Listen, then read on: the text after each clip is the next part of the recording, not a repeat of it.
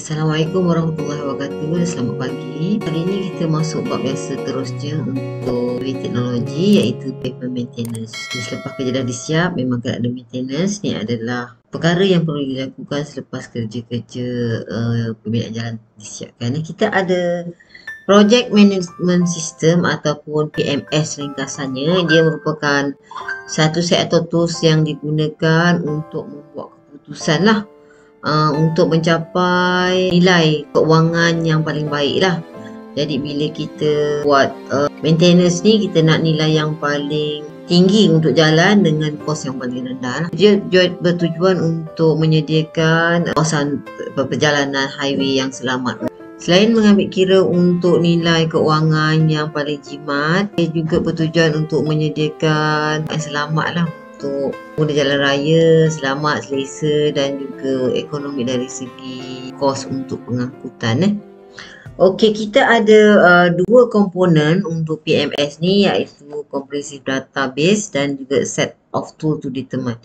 Untuk comprehensive database ni, dia merupakan maklumat semasa atau data semasa lah, dan juga sejarah pembinaan itu sendiri, keadaan permukaan, struktur dan juga trafik yang disimpan data ni, comprehensive data.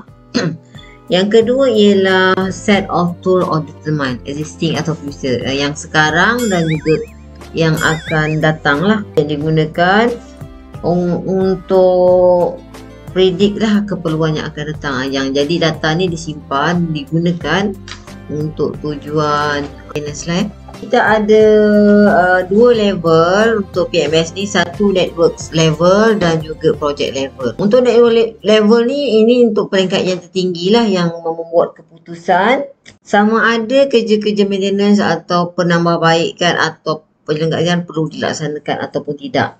Dari sini di pihak administration ni, dia akan membuat keputusan lah, sama ada kaedah mana yang paling jimat dari segi keuangan untuk dilaksanakan dan sesuai untuk dilaksanakan. Sekiranya mungkin di peringkat daerah atau kawasan yang menjaga jalan tersebut ada data, dia kena maklumkan kepada administration network level ni untuk buat pilihan. Dia tak boleh pilih lah, dia cuma mencadangkan, memaklumkan. Sekiranya dia biasanya kadang-kadang dia ada beberapa alternatif yang dicadangkan lah. Jadi administration nanti bahagian network level akan memaklumkan kepada peringkat pelaksanaan lah, project level nama dia. Kat sini bila dah lulus ni, kat sini dia ada perkara-perkara yang dijalankan ialah design dia, pembinaan dia. Dah fokus lah kepada maintenance yang akan dijalankan untuk kawasan tersebut. Di antara aktiviti-aktiviti dalam PMS level PMS ni ialah planning, perancangan dia, program of investment, design, construction, maintenance and predictation performance. Ini aktiviti sepanjang tempoh PMS ni lah dalam sini aktivitinya semualah lepas jalan disiapkan. Ini adalah perancangan-perancangan. Lepas tu kita tengok ada payment evaluation process. Proses penilaian dia. Kita ada dua kategori, satu functional evaluation dan juga structure. Kat sini kita ada dua. Kat sini payment functional, serviceability, safety. Kat sini ditengoklah ni di peringkat ini. Yang ditengok ialah roadness dia, tax dia, skill assistant dia. Yang di pihak functional. Yang kat structure ni, dari segi structure capacity lah, sama ada struktur tu, jalan tu boleh diterima ataupun tidak. Kat sini dia akan ada buat dua kategori penilaian lah. Okey, tujuan dia ataupun step dia akan divide the road into the suitable length of design section, predict the mode failure, identify failure cause and eliminate the failure area, and selection suitable short or long term remediation solution. Kita ada ni dalam modul ni. Yang ini saya tak terangkan kepada semua, tapi awak kena tengoklah kat sini payment ni dalam modul kita. Modul Highway Teknologi membantu pelajar dan menguasai subjek Highway Teknologi boleh diperolehi dalam bentuk e-modul menggunakan laman web yang disertakan di description. Dalam modul kita, Payment Condition Index Method ataupun PCI lah ringkasnya. Kat sini dia akan bagi tahu lah macam mana nak buat nak bagikan kawasan tempat-tempat yang bermasalah tu nanti boleh tengok kat sini lah macam mana nak buat penilaian ya. Kita ada dua skop yang perlu dibuat penilaian lah ni. Satu surface condition, satu lagi drainage condition. Surface condition ni kita tengok lah, bila kita lalu je kita nampak kerosakan. Okey, tadi saya cakap ada dua skop, satu surface condition dengan drainage condition. Surface ni bila kita lalu je kita dah tahulah jalan tu rosak, tak selesa, tak selamat digunakan oleh pengguna jalan raya. Lepas tu kena tengok juga drainage condition, sebab drainage ni mula nampak jalan tak rosak, tapi disebabkan oleh sistem saliran yang tidak okey, dia akan menyebabkan structure kita atau subgrade kita, subbase kita rosak. Jadi kena tengoklah dua perkara tu, satu surface, satu drainage. Kena tengok Lepas tu kita ada kaedah dia lah macam mana nak buat. Tengok ini untuk pavement itu sendiri, kita ada dua cara untuk menyemak kerosakan ni lah. Gunakan destructive test atau non-destructive test kat sini. Destructive test ni coring sama jugalah ni macam yang kita tengok dulu dekat kuliah yang lepas tu. Kita boleh coring, kita ambil sampel gitu, dan juga DCP.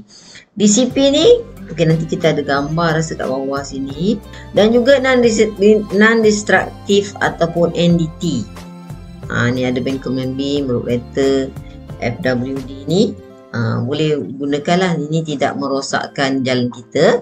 Yang ini rosakkanlah, tapi tak adalah banyak sangat rosakkan dia Okey, proses yang terlibat dalam penilaian ni ialah assessment, inventory and condition assessment, and network information, identify section, treatment, identify and selection, quantity and cost estimate. Bila kita dah buat pemeriksaan, dah identify semua kerosakan tu, kita akan cuba buat quantity dan cost dia lah.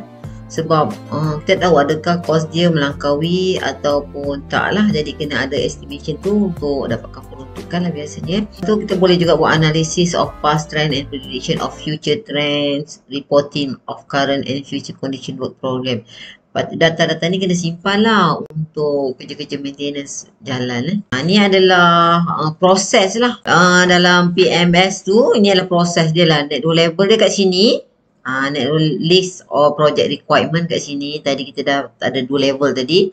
Project level ni untuk yang bahagian penyemakan, pemeriksaan dan juga pelaksanaan lah. Tadi kita tahu pun initial dia surface and drainage ni, kita secara overallnya permulaannya kita kena buat kajian surface and drainage tadi. Lepas tu kita buat pemeriksaan dan destructive test and destructive test. Lepas tu kita buat costing. Lepas tu kita buat pemanggilan tender ataupun kalau perlu dijalankan di pihak JKR atau majlis, kena buat lah kat situ. Okay, ni dia kaedah pemeriksaan yang boleh dijalankan. Destructive test ni kita buat coring, dan juga DCP ni. Instrument dynamic compenetrometer to measure in situ strength of subgrade base, subbase and nucleic cement material. Kita nak tengok kekuatan dia. Kalau kadang-kadang kegagalan tu kita tak dapat kesan daripada punca dia, jadi kita kena buat DCP lah. Tapi ni ada costing sikit lah. Tapi dia menjimatkan bila kita dapat identify bahagian mana yang perlu diperbaiki. Jadi dapat tahulah kekuatan kat situ Yang ini non-destructive test, Bankerman beam ni awak boleh rujuk dekat YouTube ni. Selain pada YouTube yang saya ni masukkan sini, ada banyak lagi YouTube berkaitan kaedah menjalankan ujian Bankerman beam atau failing weight deflectometer ni ni yang dikenakan load kat sini. Ni ada kenderaan dikenakan beban, jadi dia akan bergerak lah. Awak boleh tengoklah dalam YouTube tu macam mana pelaksanaan dia. Okey, itu aja untuk kali ini. Kita jumpa lagi untuk kuliah yang akan datang. Assalamualaikum warahmatullahi wabarakatuh, dan jumpa lagi.